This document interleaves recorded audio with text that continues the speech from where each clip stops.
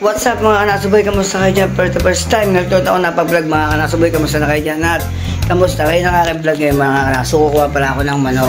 Siyempre manok, kanaboy natin. Medyo napag-busy ngayon ako at napag-vlog mga kanasu, kamusta kayo dyan? At papalik ko pala ng isang magandang araw at isang Happy Father's Day nga pala sa atin lahat. Ngayon mga kanasu, ngayong araw to mga kanasu, kukuha mo tayo ng manok. Time check is 3:45 na ng hapon at 3:55 na ng hapon. Kaya kuha tayo mga kanasu. Let's go at maraming tayo. Ingat muna. Isang magandang intro muna mga kanasu boy. Bye-bye!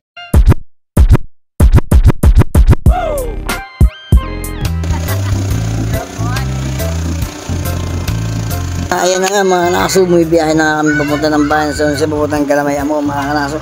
Ayan mga kanasu boy, nandito na kami sa kalsada, dito kami sa may Balagtasip first at kami nabiyahe papuntang bayan na at kami pupunta, tutungo na nga papuntang kuha na naman yung kalang. Ayan mismo mga kanasu, nasa bayan na tayo mismo sa Tagantay mo tayo, stoplight po na bago tayo kakaliwa tayo diya papunta Galamay Amo.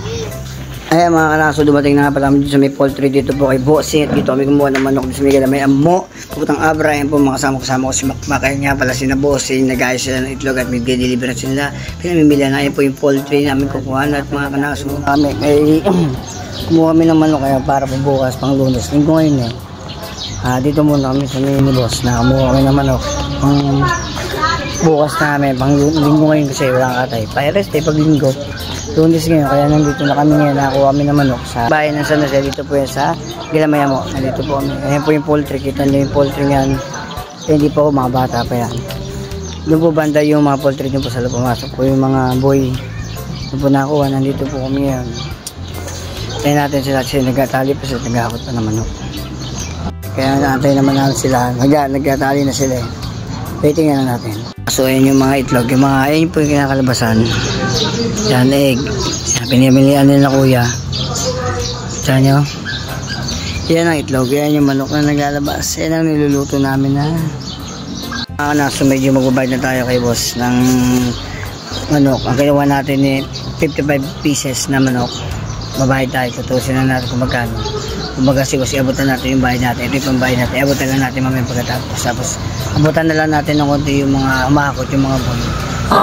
Rin naman lang. Siyempre, para masipag. Tapos yung kasama ko si Makmak Baluga. Yan.